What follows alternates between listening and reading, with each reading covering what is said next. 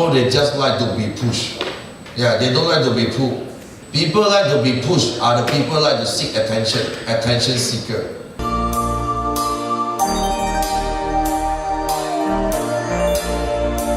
I always wanted to provide better health for my parents, so have enough money to provide insurance for them, take care of their health and that sort of stuff. Do you think the old Nokia needs more charge or the new iPhone needs more charge? Which one? The new iPhone. Yeah, because there's so many applications, right, on it and stuff. So the better you are, like the phone, if you're really good, you're intelligent, you're smart, you're very confident, which is all good, like iPhone 10, you need more charge because you have more distractions, you have more apps, that sort of stuff, if you understand the analogy. Yeah. Now I have two big power chargers. I have two kids and I look at their face. I don't need an alarm to wake up anymore. I have a 3-year-old and I have a 2-week-old daughter.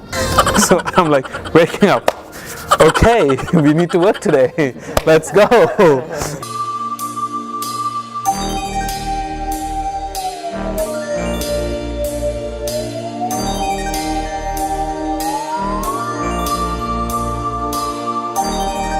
When you're doing streets, you should have a short pitch and you have not much time in building rapport. So everything is like straight to the point, straight to the point, straight to the point. Higher LOA, straight.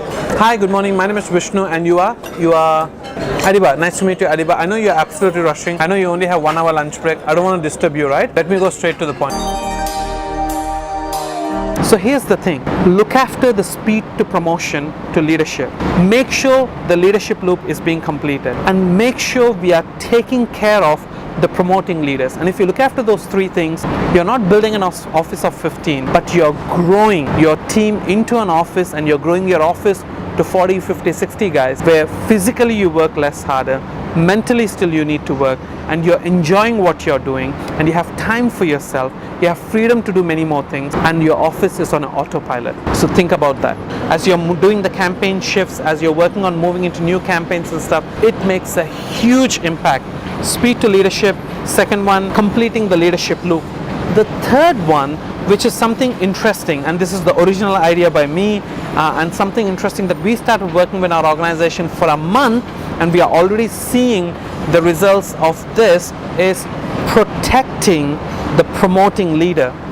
What happens in our business, right? And again, correct me if I'm wrong, New Zealand might be a bit different or very similar. What happens is, if you promote a leader in your office, all the recognition goes to the newly promoted leader. If you promote a new leader in the office, the new leader is giving the speech, the new leader gets the accolade, the new leader gets all the pictures, they get the certificate.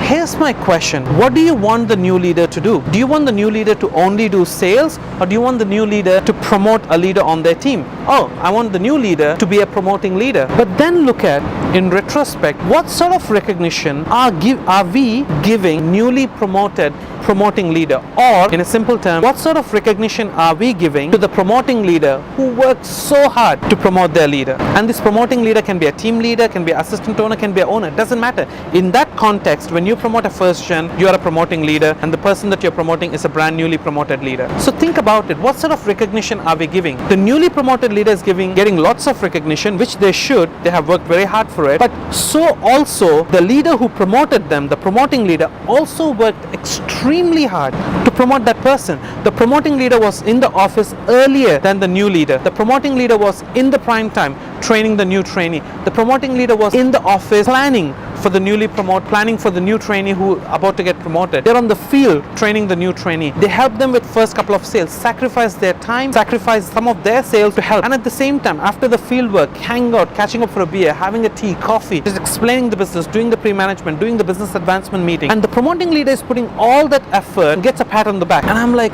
really? So we started thinking about, why not we give a certificate to the promoting leader?